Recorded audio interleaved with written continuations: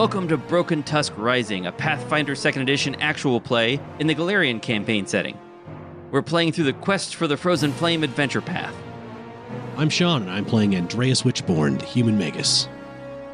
I'm Jessica, and I'm playing Xankath, the halfling fighter. I'm Janette, and I'm playing Jonesy, the human cleric. This is Josh, and I'm playing Korgo, the human barbarian.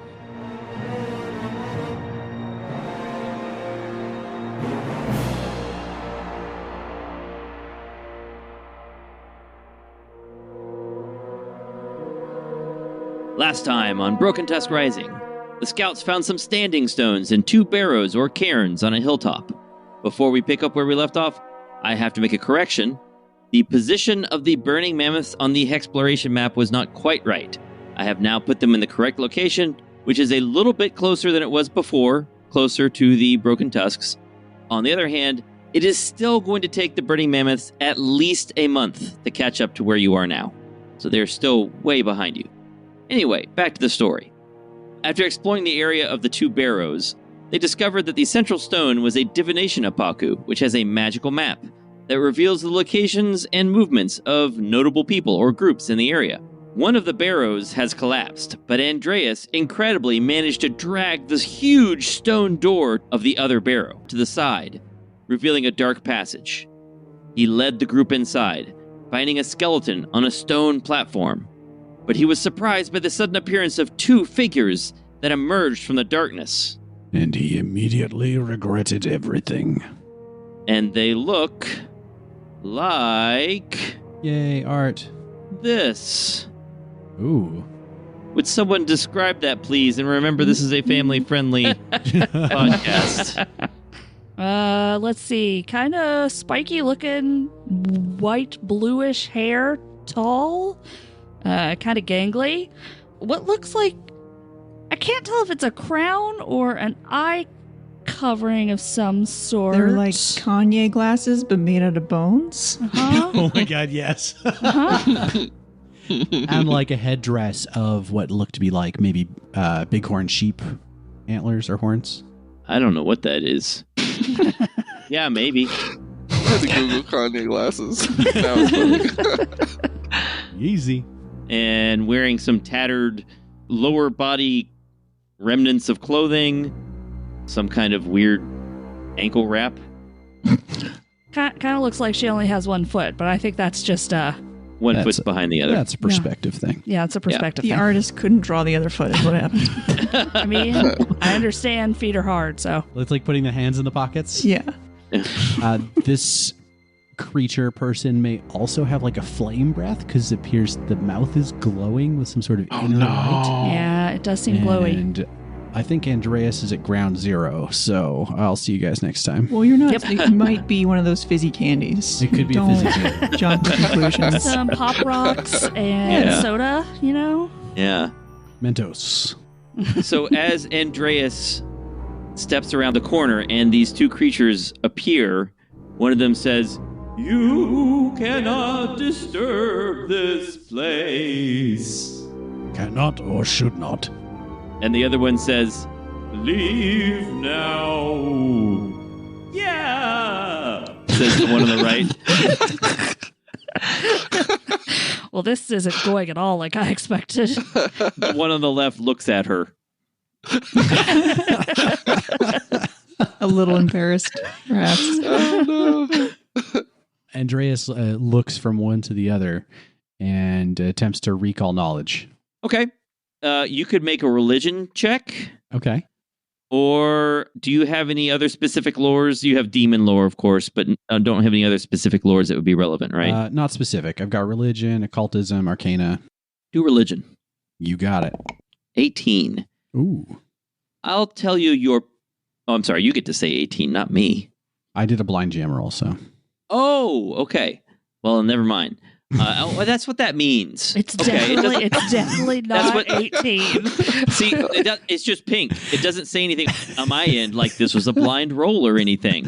That's fair. It's just a different color. I thought, oh, okay. Everyone knows pink is for private. Come on. Obviously. Just like a common UI pattern thing. Universal. What was I thinking? I should have known this is a private roll. I'm sorry. You look at these creatures. You don't know exactly what they are, but I'll tell you that you know they're undead. Does anyone else want to make any kind of check? You could make a perception check. You could, if you have any other applicable lores that you'd like to use. Yeah, I'm not actually in the room. Okay. I'll make a medicine check, maybe to see if they were like murdered or perhaps entombed here. If you want to, you could also make a religion check, just like Andreas did. But you can make a medicine check if you'd rather do that. Sure. Nope, I'd rather do religion. Just wasn't sure if we could do twice. Oh, okay. Here it goes. Oh, even worse. You're not sure what these things are. Jonesy tugs at Andreas' sleeve and goes, yeah. And the two creatures are sort of standing on their tiptoes, sort of waving their hands at you, saying, "Leave." Do they appear corporeal? They do appear corporeal, yes. And do I see anything on them that would indicate they are part of, like, the Broken Tusk following at some point? No, you're pretty sure that they are not. Guardians of the Barrow, who are you? Who rests in this tomb? One of them looks at the other. The one that was the one that didn't say yeah looks at the other one and says, "See you, truly, I told you were overdoing it. They're not even a little scared." So the one that was being addressed, Uchuli, says, "I am Uchuli, and this is a Carta Willow Weave." And the other one says, "Uchuli the wise, you mean? I no longer even remember why I was called that, and so I think it is safe to abandon the epithet. But you should leave. Ooh." Is there any particular reason you want us to leave? You're not like lonely in here or anything? "We have been tasked with defending this place. Cursed with defending this place forever." Yeah. Andreas will look over his shoulder and say, Classic cursed defenders of a ancient forgotten tomb for, needless reasons. They're always the same. Not needless. No. Oh, so there's something of vast importance here that needs to be guarded. Oh, no. It's just that we were punished for a reason. Oh, There's nothing valuable here, really. Just this stupid corpse. There's no chance. I feel like Shaun already asked this or somebody did, but they're definitely dead. They're not like, it's not like makeup, stage makeup. You're pretty sure, even with your relatively low medicine check, that these people are dead. Okay. Xankath is kind of peeking around the wall going, "Is there something spooky in here? It sounds quite spooky." Korgo peeks his head around the wall and sees these two, topless ladies and goes, oh God, what are you guys doing? And then he leaves immediately. So sorry. the friend is quite modest. That's great. Leave. What if the two of you came out? We could give you like a cloak or something, and you sit and have a conversation. Tell us, we get all caught up on your stuff. You get caught up on our stuff. We cannot leave. We are cursed to defend this tomb forever. Forever. Yeah. Can we take a quick peek at this tomb to see? I don't know. No. I need clarification on the echo. Was there actually an echo, or was it just them repeating themselves? That was the other one repeating. Cool. Okay. But from this spot, can I kind of look over Andreas' shoulder and just sort of glimpse at it to see? Sure. Yeah.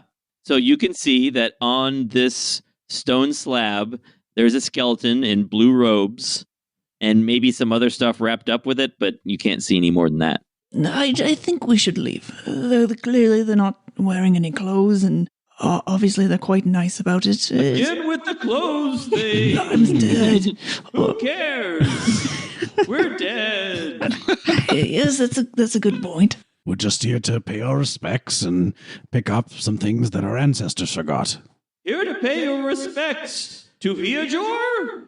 Yes, to hear George. What? I don't think they know who we're talking about. No, I think they're trying to fool us. simply an unnamed warrior entombed here, and No, it is the body of Heajor. Tell me more about Heajor. I might be related. The creature sort of mimes, taking a deep breath, and rolls its eyes as though it needed to breathe, and says, Many years ago, an Iraseni sorcerer named Heajor fled a battle somewhere to the west and arrived here with her remaining forces. We were seers, tasked with guarding the Apaku outside. Heajor thought she could easily overwhelm us with her army, but we were stronger than she expected, and we knew of her coming because of the Apaku. We very nearly killed her, but she defeated us. In the end, only she didn't really. We cursed her with a wasting disease, and it killed her only a few days later. She used the last of her magic to reanimate us as you see us, forced to forever watch over her corpse. She sent her remaining warriors back to Emerson with word of her defeat. We have been here ever since. Yeah. This is actually more on the nose than I thought. I'm actually also from Emerson. Oh, really? Yes. Good. For you, I guess. It's pretty cool. So anyways.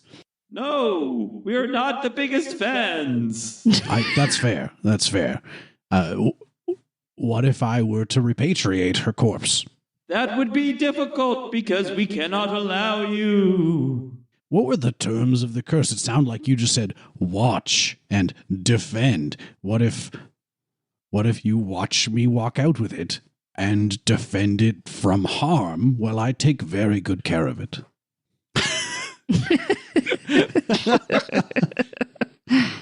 Yeah, at this, Akarta says, if you can seal the entrance, really seal it. Magically, it would give us some peace. You could heap stones around it, of course, but a magical seal would be best. I once knew rituals which could do this, but I remember so little now.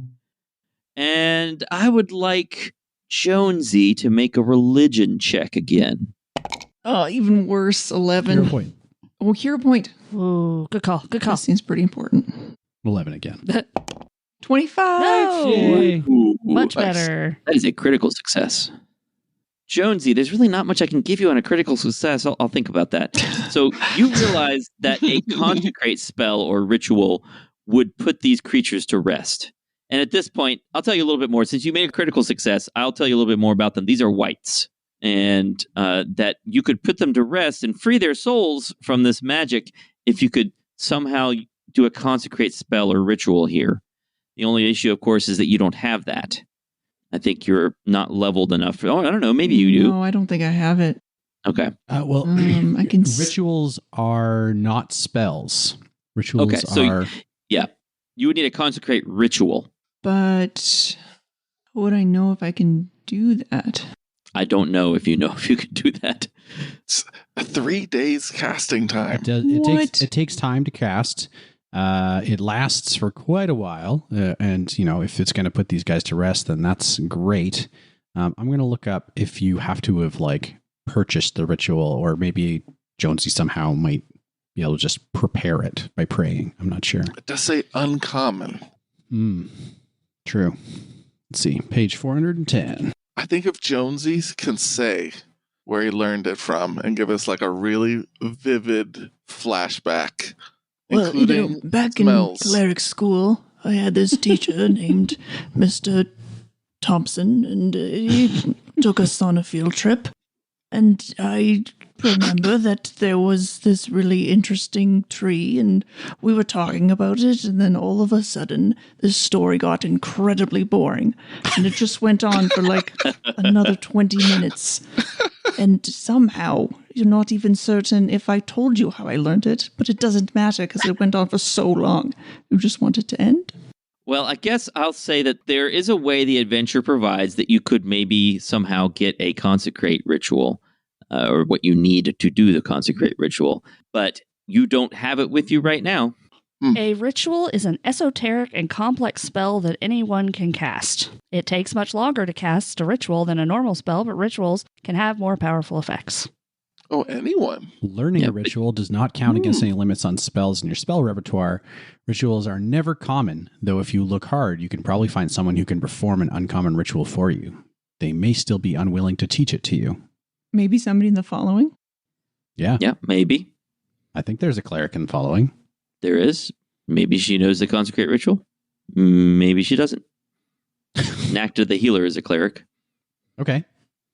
So Andreas will relent. These undead creatures are not going anywhere. And Could you shut the door on your way out? I'll try, but I was pretty lucky opening it on the way in. And Andreas waves goodbye and will step back. Goodbye, mortals. Goodbye. Yeah. Does anyone else kind of chafe at the idea of being called mortals? It's like we're children or something. I mean, I assume they are quite a bit older than us if you take in the dead years plus the living years. So to them, we are, in fact, somewhat children. Yeah, but they aren't learning anything in there. They're just static. But that's not what mortals mean, sir. Just because you don't like the way it sounds. Do illuminate me, Jonesy. Mortals means that you're merely alive or something like that, right? I think you're right. I think that's what it is. Is Jonesy going to step out of the barrow, or is No, is I'll Jonesy stay. gonna- I'll wait. You'll stay there. Okay. But you're the one who has to learn the ritual. Jonesy will step out, sorry. Okay. All right. So I'm going to assume that you take some time and try to close the door. Yeah, I'll give it a shot. Okay. We just put up a beaded curtain. That will work. Look at this. I just happen to have one in my inventory. I'll probably, rather than putting the giant rock in front, which is quite a pain, I'll stack up some smaller rocks. That, Okay. Invest the time rather than accidentally strain myself. Because I was, I rolled pretty good last time. That way, when we come back, we can get in there more easily. Sure. Exactly. So what else do you want to do? You're in this area where there are these two barrows, one to the northwest, one to the northeast. There's this apaku in the middle that turns sort of translucent whenever you cast a divination spell. And then there are those standing stones to the south. And I said there's like a lumpy, pebbly mound near the standing stones as well. I seem to remember in my notes here, Xankath critically succeeded on the map, was able to identify that the map is magical, and it shifts and changes to show where we are. We see a symbol that shows where we think the burning mammoths are. It also shows a cave to our southeast and a scowling face to the northeast. Right. And the burning mammoths, they look to be about a month away. Yeah, they're like a month behind you. And the cave that's to the southeast had a box in it. Right.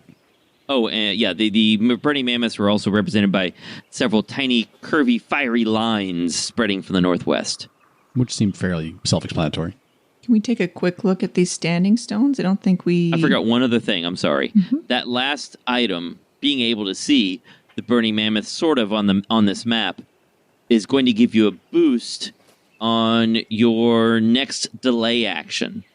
You will boost your roll result up by one category. Cool. So if you fail, it becomes a success. If you succeed, it becomes a critical success, and so on. I did have that noted here, too. I just didn't read it. Well done. So I'm sorry, Jonesy, you wanted to look at the standing stones. Yeah, we didn't investigate those yet, did we? No, you didn't. No. 5 enormous stones loom over the clearing, like enormous jagged teeth. They resemble those at Rockloom, but without animal carvings atop them. There's also a large, pebbly round lump, about 10 feet in diameter, placed in the shade of the middle stone, so on the south side of that middle stone. Now, stop right about there. Uh-oh. Because as Cute. you walk around the stone, you hear a deep rumbling noise, and that pebbly mound starts to move. And you realize this is a creature. And it pops up from the ground, and it has a head that sort of emerges from one end and a tail that pokes out from the other. And this round, pebbly lump looks at Andreas and again rumbles and sort of makes a stomping motion and moves towards him. What do you want to do? Korgo, something for you to play with. What? Andreas will call for Korgo and will mimic the creature's stomping and huffing. Ooh, okay. Then I guess you're going to roll for initiative. Obviously just trying to defend its nest of flying That's birds. exactly what it's doing, but you just gave it a threatening warning gesture as well. And so it is going to take that as the threat that it thinks it is. So let's roll for initiative. Okay, God, Shaun, you just want to ensure we maintain that animal killer. Whatever it was. We were trying to go for the no animal kill Chivo. I was looking at the tame animal feat as you were doing this. I was so close. Shaun's like, this big mean wolf is growling at me. I'm going to growl at it. I'm trying to look scary. Korgo, I see. works sometimes. Andreas has merely a +1 nature. Let's see if I got everybody's in the initiative. Oh, I guess I need to put Hungara in the initiative. Your moose and your wolf are sort of hanging out near the Apaku to the north. I'll go ahead and roll for the moose and the wolf and the creature. For the listeners, it looks like a giant armadillo because it is a giant armadillo. I mean, that'll do it. Spoilers. Xankath, what'd you get? 28. The moose got a 26. Korgo, what'd you get? 25. And the wolf got a 17. Andreas, you got 13. And Brungara got a 13 also, but Brungara goes after you. The weird creature got a 12, and Jonesy got an 11. So, Xankath, what do you want to do? This creature clearly looks aggressive and looks very unhappy with Andreas. You're right next to it. Xankath is going to back up 25 feet. And I'm going to say I probably didn't have my bow out, so I'm going to pull my bow out. And that's it. Okay. The moose wanders around a little bit, maybe a little curious about what's going on, finds some food to eat on the ground, some grass to eat, and that's what the moose does. Korgo, what are you doing? So Korgo was not investigating south of the stones when this started. And then Andreas said, Korgo, come over, you got something to play. So Korgo's like rounding the corner, and then all of a sudden sees a giant angry armadillo. There's a giant armadillo rear end right in your face. He grabs it instinctively. Grabs the rear end. Tries to wrestle the armadillo with a 20 athletics. Okay. And that's compared against its reflex DC, is that right? I don't know what it takes to grapple something. I just roll stuff. Let me see. I think it's probably reflex grapple Pathfinder 2nd edition. Fortitude DC. Which Fortitude means it's probably DC. tough. Okay, and you rolled a 20? Yep. That is not enough to grapple the creature. So what happens is Korgo runs up to it and sort of wraps his arms around the massive back end of this creature, and like nothing happens. It's just like he can't do anything. It's so big. Was this clearly sitting on a nest or something and we've disturbed it? Or It's not sitting on a nest, although it does seem to have sort of made a familiar and comfortable depression here in the shade of this standing stone. It does look like it might hang out here. If you want to make a nature check, maybe to try to learn more about it, you could do that. Yeah, but I rolled 11, so That's probably not going to do it. not so good. No, that doesn't do it. It's an animal. We just ran into something and we didn't kill it right away, which was a huge step forward for whatever our group is. So Korgo's gonna say, let's just leave it alone. This is probably its home or something. And he'll take a step, not a stride. He'll take a step back. Step back. Wait and see. All right, Korgo steps back. The creature disregards you. And that takes us to the wolf. Now, the wolf is, Rumpy is a little bit more interested than the moose is. And it steps closer and strides again and is keeping an eye on Jonesy and doesn't do anything else. Kind of makes a sound. No, don't come here. Andreas, what do you want to do? Andreas sees Korgo's method of animal play and recalls some of the successes that Korgo has had in the past and follows suit. He will also take a step back Oh, darn. I thought you were going to try to grapple it. He's also going to take a step back. I want to identify this thing if I can. Okay, make a nature check. As I said, my nature is horrible. Okay. But there you go. There's my blind nature check roll. For the listener, it's pink. Yep. So you are sure that this is a large animal. It's not unnatural or anything, but you don't know exactly what it is. You're very close to figuring out exactly what it is, but you didn't quite do it. So close. This is a terribly large animal. Jonesy, I think you better keep Rumpy away because it's probably tasty under all those shells. And he will take another step back. And that brings us to Hrungara, who has not received any orders and just hangs out. Jonesy, what do you want to do? Jonesy will also back away and go over to Rumpy to just try to keep her away. All right. And I think that's it. I mean, I guess you can try to see what it... You could make a nature check if you want. Yeah. Identify what it might be.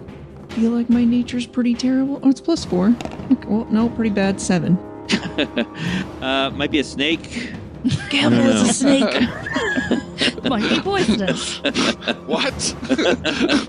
Look at that tail, definitely.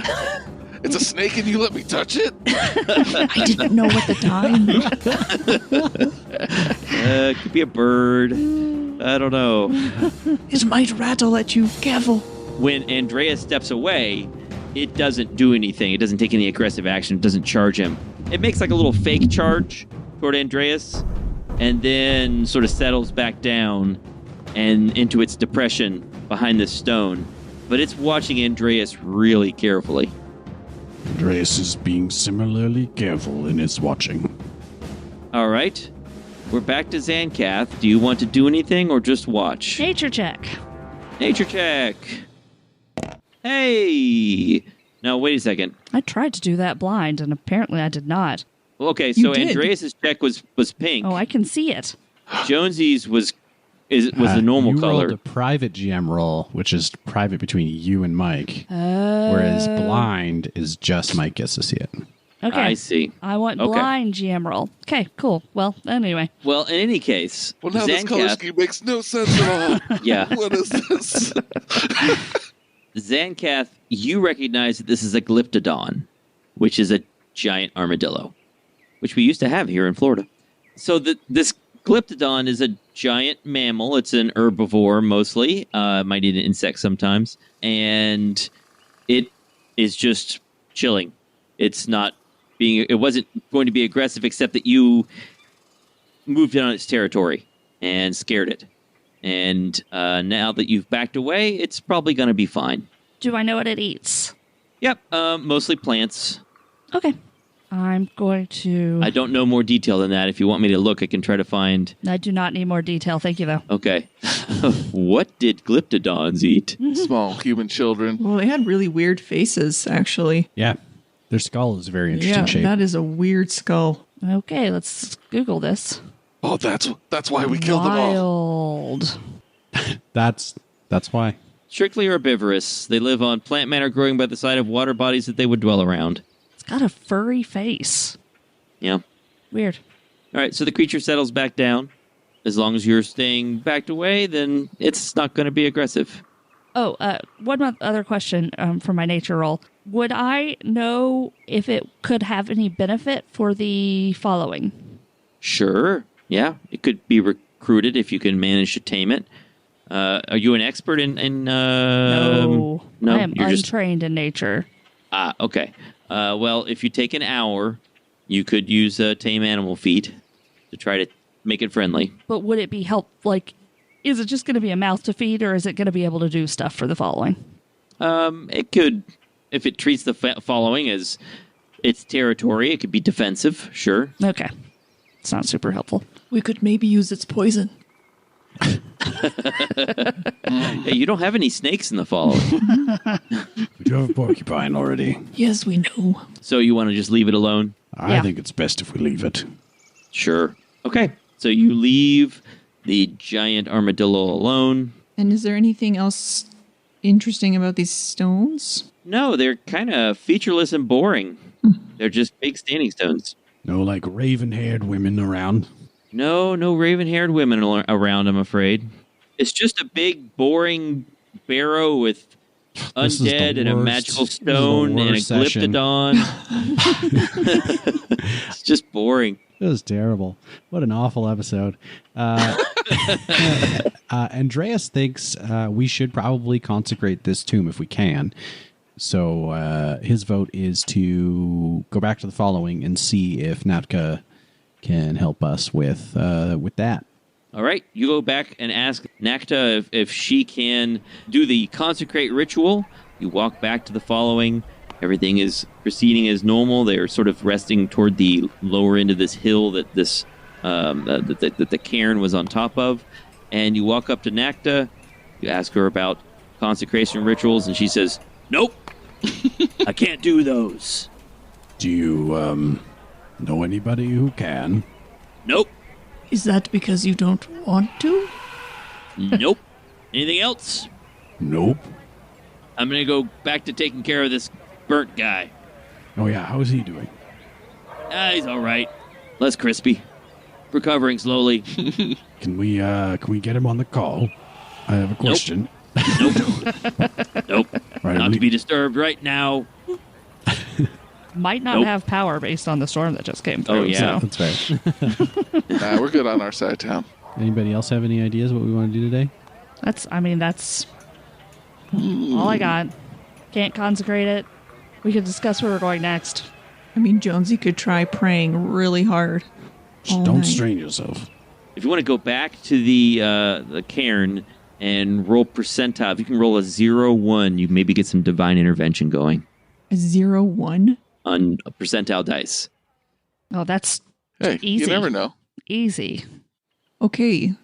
I don't know how to roll a percentile dice on It's on your dice tray. It's- on the bottom yeah, right. right. The two In a to the long bottom time. right. All right.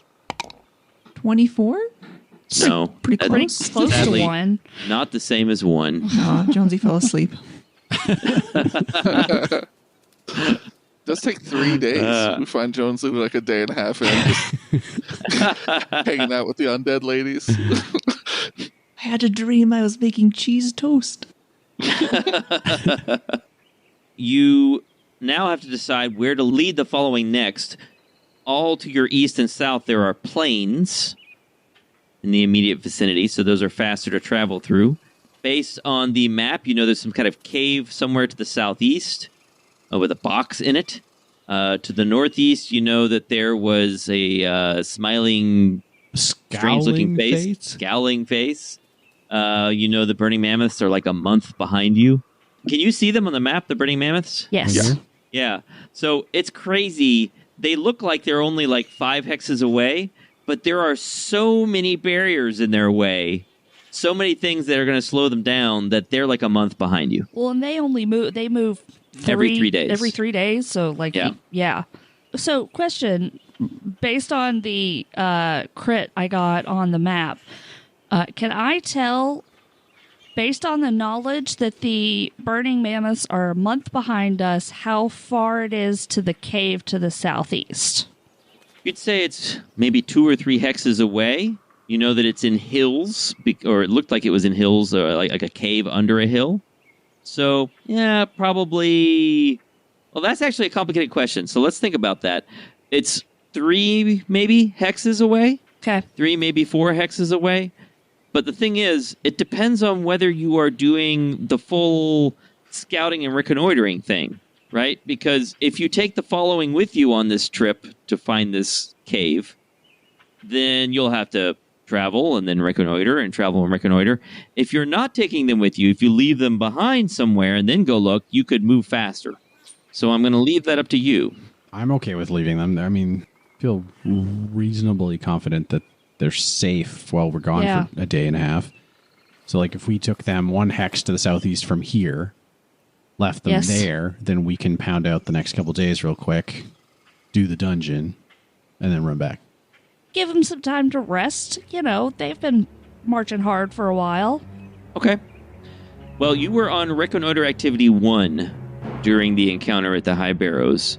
So you still have to reconnoiter that hex the rest of the way for the following to be safe to move through it. So let's assume you do that, right? Okay. That's the 10th of Serenith. And on the 11th, you want to lead the following to the southeast. Yes. Yep. And then you're going to reconnoiter the plains. That only takes one activity because it's the plains. And then you want to continue without them. You still have the option of reconnoitering. It's just that you don't have to since you're not trying to make it safe for them so you can move faster. So you could just travel and travel. Right? Does that make sense? Yeah. I just travel. Yeah. Okay. So I'm going to move this token so you can see what you're able to see, even though the following itself is not moving. Right? Got it. So which way do you want to go? Do you want to go south or southeast? Southeast, I think. Okay, southeast. So you move southeast, and you can see that to your south are hills, and to your northeast are hills. Xankath, you're pretty sure south is the direction you'd want to go based on that roll that you made. Is that where you're heading? We continue south. Okay. All right, so let me make a note here. So on the 13th, you just do a travel into the... That's actually supposed to be plains again, I think. Travel into the plains, and then on the 14th, you travel into the hills, and then you're traveling into the hills again on the 15th because it's difficult terrain. And you begin looking around for something that looks like a cave or some place where a cave might be. As you're scouting this hex, looking for things that are dangerous, trying to find a cave, you do, in fact, come upon a cave in the hills. Xankath finds it. You wouldn't have noticed it if you hadn't been looking for it, thanks to that divination Apaku. And as you walk up to this cave, it's a simple opening in the side of this hill, and there is, in fact, sitting in this cave, a container, a box, made out of large bones, fastened together with rawhide and sealed with tar and treated sap. It appears to be in good condition, but it is locked with a lock in the shape of a spiral comet. That is the holy symbol of my goddess. Awesome. Andreas is like, this is so cool. And he like dives right in. He's checking it out. He's examining the different parts of the box. He thinks it's probably not beyond Desno worshippers to trap or protect their cache, so he's going to inspect it. Xankath's worried about that too and would like to inspect as well. Maybe I'll aid Xankath. Okay, you want to aid Xankath. Go ahead, if you're doing a perception check to look it over. Yeah, go ahead and make a perception check. Oh. Nope. I'm going to hero point that. Okay. Oh, well. No. Well, that's not a natural one, but it's still an 8. Okay, so that's still a critical failure. So Sorry. she suffers, what, a -1? Yeah. I think it's a -1. Yeah. No problem. What am I rolling? Thievery? You're rolling perception? Well, what are you trying to do? Are you just trying to check it over? I'm just checking it at the moment. Okay. Wait. You can make a perception. Let me cast guidance on you so you get a +1. Cool. All right, so you're doing a perception check at the moment. I get a +1 from the guidance. I get a -1 from the assistance. So it's straight. It's a 23. 23. Yeah, so this is locked. I'm going to go ahead and tell you, because you rolled so well, what you're going to need to do to unlock this thing. Okay? Sure. Because it's kind of ridiculous. And I didn't make this up, all right? This is straight up what it says you have to do, okay? You have to unlock it, you have to make 4 DC 25 thievery checks. Yeah, that's normal for locks. All right? What? Okay. You got to make 4 of them. It is? Yeah. And if you don't make 4 of them, then you can't unlock it. Or you could try to force it open. And the danger of forcing it open is if you fail, you could damage the lock or damage the box. Well, I assume that I could try to open the lock, and if I fail, then forcing open is still an option. For sure. Yeah, the danger is that if you critically fail, you break your thieves' tools. I'll also say that based on the information that Andreas gave you, this is something that belonged to followers of Pharasma, Oh, Pharasma. I was thinking, This isn't my god. Never mind. I'm out. Oh, I'm sorry. This is this place there by clerics of Pharasma. Yeah, this is the Pharasma's holy symbol. I confused my symbols. My bad. Don't worry, I thought an armadillo was a snake.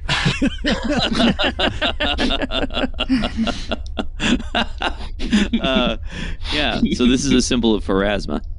You're pretty sure that this has some kind of ward or something on it. Jonesy, Andreas, do you know anything about this god that these people worshipped? Anything that would give us an idea of what this ward might be? Jonesy knows something worth 24. I can read auras on it. Okay, so you know that Pharasma is the arbiter, or in the realm of the Mammoth Lords, known as the Judge of Souls. And followers would travel around this area sometimes trying to do good, in particular, fighting necromancy. That's exactly how Jonesy says it, and he also scratches his neck exactly like Mike did. All right. I think stuff that, like, everybody would know about Pharasma is that, like, or, like, the common mythology is that, like, when you die, you don't go to heaven or the abyss or Elysium or whatever. You go to the boneyard, and you wait in line until Pharasma gets to you, and then she judges you based on your actions in life and sends you to the realm that you're destined for, or sends you back to do it again, or punishes you to stay in the boneyard forever. And she is the goddess of, like, midwives and funerals and fate. It's a very interesting kind of dichotomy. Yeah, that's interesting. Whoa, Jonesy, you're really smart. I had no idea. Oh, thank you.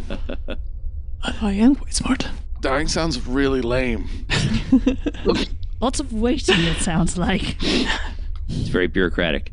If you want to open this thing, you're going to have to make the thievery checks or the athletics check. Or we could all stand back very far and I could cast spiritual weapon and poke at the lock until it opens.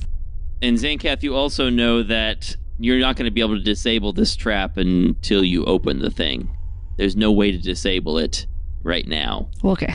Or trap or hazard or whatever's ward, going on there. whatever the thing is that is on this. You can't disable it right now. With Read Aura, can I determine the school of magic? Necromancy. Ooh. It has 2 traits, but you only detect schools of magic, is that right? Yeah. Okay, yeah. So the only school associated with it is necromancy.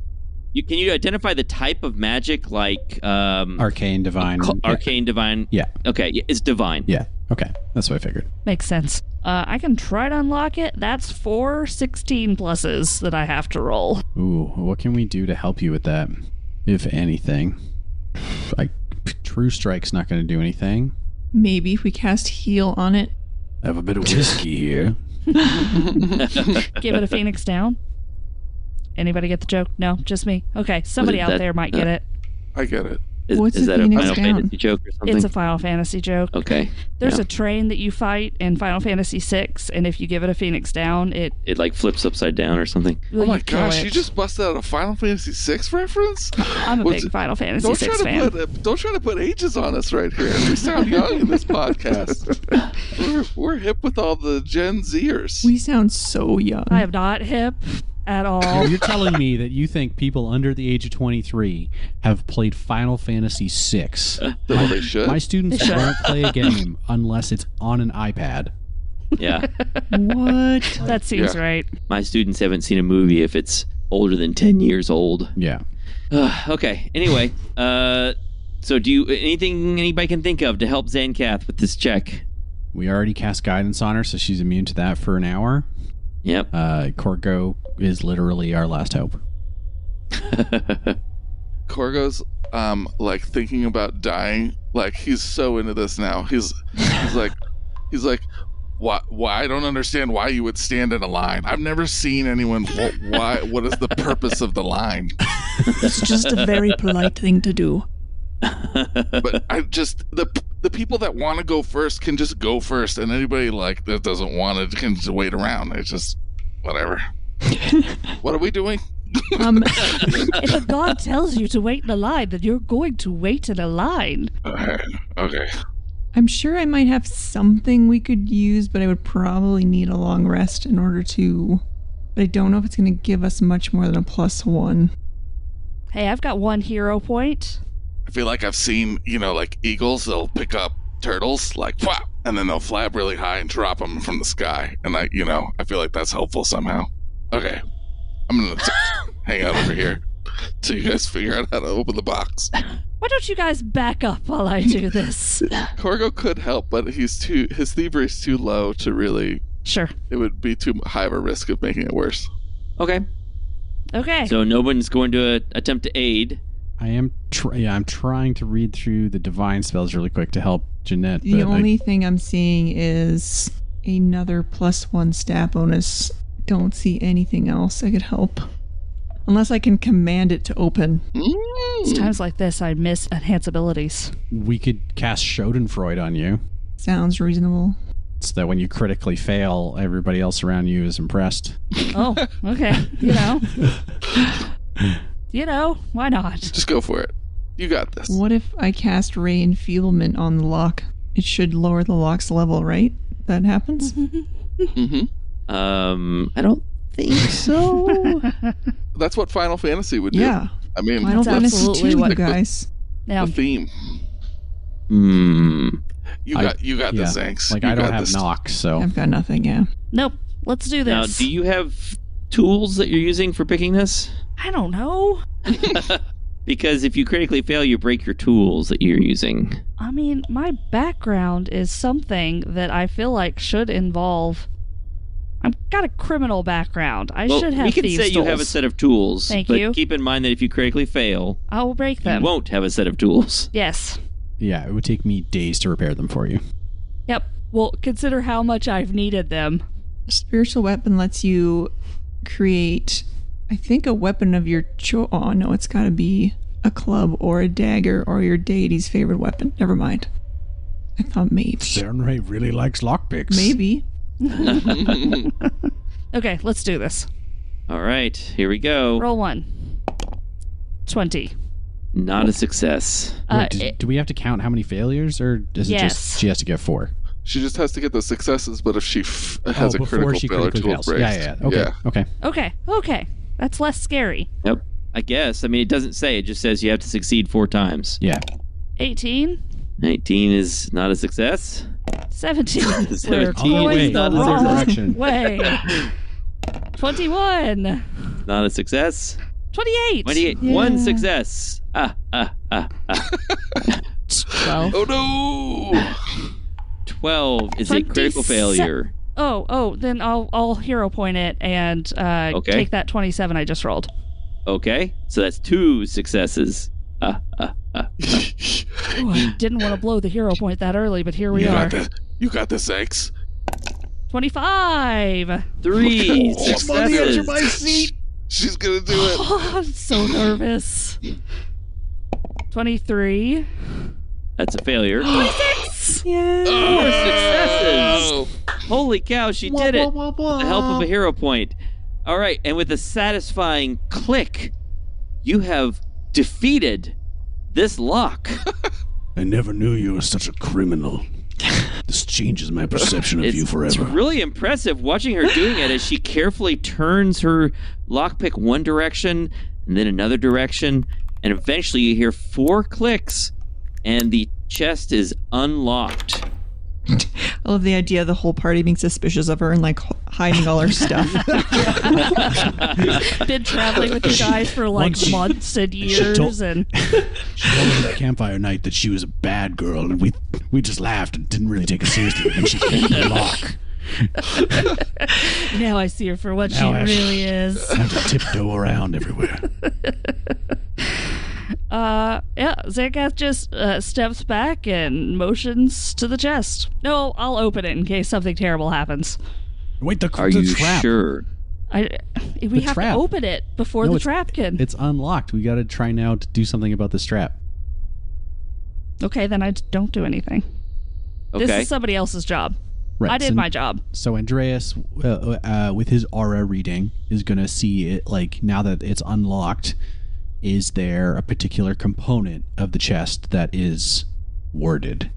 Is there something we can do to deactivate that as we go? Or You look this chest over, you've scanned it with your read aura.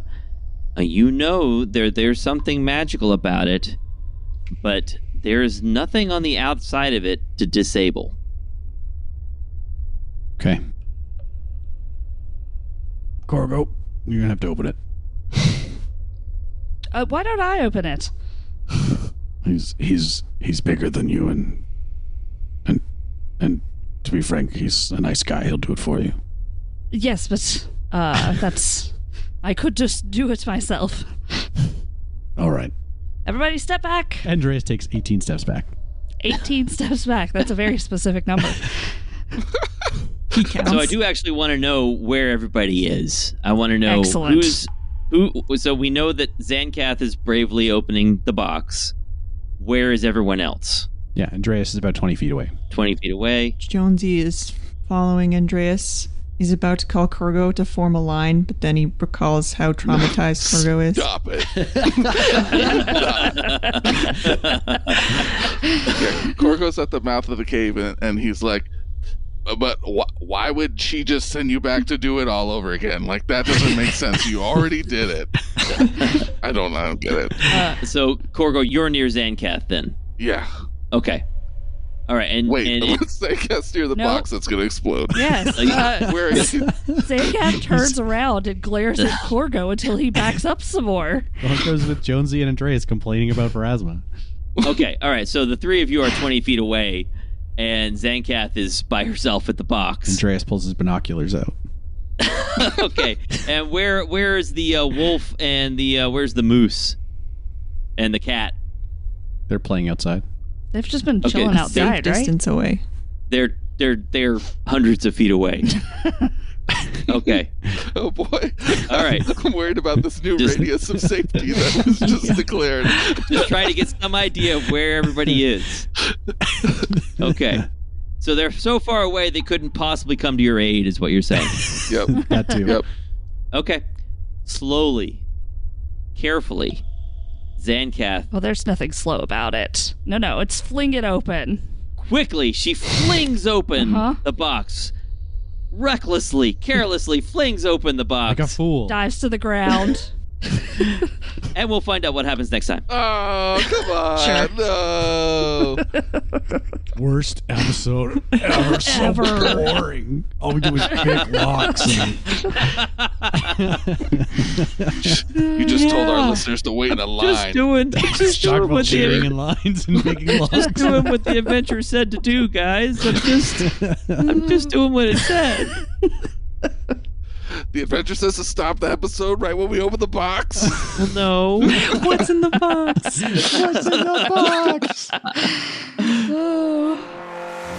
Thanks for listening to Broken Tusk Rising. You can help the podcast by giving us a 5-star review on Apple Podcasts or Spotify, by following us on Twitter, Facebook, and Instagram at The House of Bob, or by chatting with us on Discord, and most of all, by supporting us on Patreon. That's at patreon.com/thehouseofbob. This show is possible due to all our patrons who get special zines, one-shots, commentary, and currently patrons at the $10 level get a Mega Dungeon level based on the tarot every month. Art for this campaign is by Shaun Makes, and art for social media is by Janette. Audio production and music are by Mike Hammock. Thanks again for listening, and roll on.